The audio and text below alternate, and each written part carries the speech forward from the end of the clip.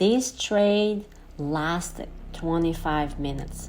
I was done trading at 9:15 a.m. Let's break down exactly why I went bearish here. This is PLTR on the 1-minute chart. The red line is the high of yesterday. The market opened down here, went towards this high, breaking above, putting this top and tail here, breaking under the high, forming this flag here, breaking the flag lower. My entry was here, my stop was up here, and my target was down here. But the reason I went bearish here is not just because the flag was formed and broke lower. It's where the flag was formed. It's not just the pattern by itself. It's not just the location by itself. It's the combination of both. It's very important to have these combinations aligned with each other. Location plus pattern equals structure. This is very important.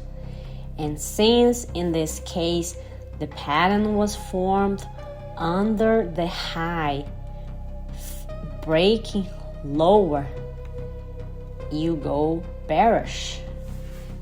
And I seen these patterns forming in these locations often, very, very, very often, and they work most of the time, because you're not gonna win every time. So that doesn't mean the strategy doesn't work. It means the market was on your favor, but you still take the trade and follow your rules. That's what matters.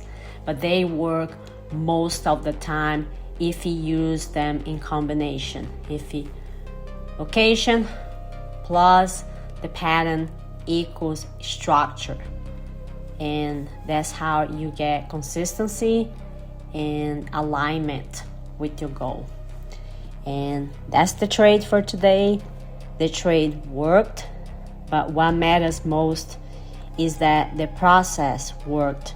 I knew my entry, I knew my target, and I accept the outcome before I click the button.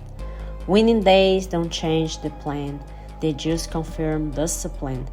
Same rules, same approach, next session. Always process over profits and discipline over dopamine. Thanks for watching.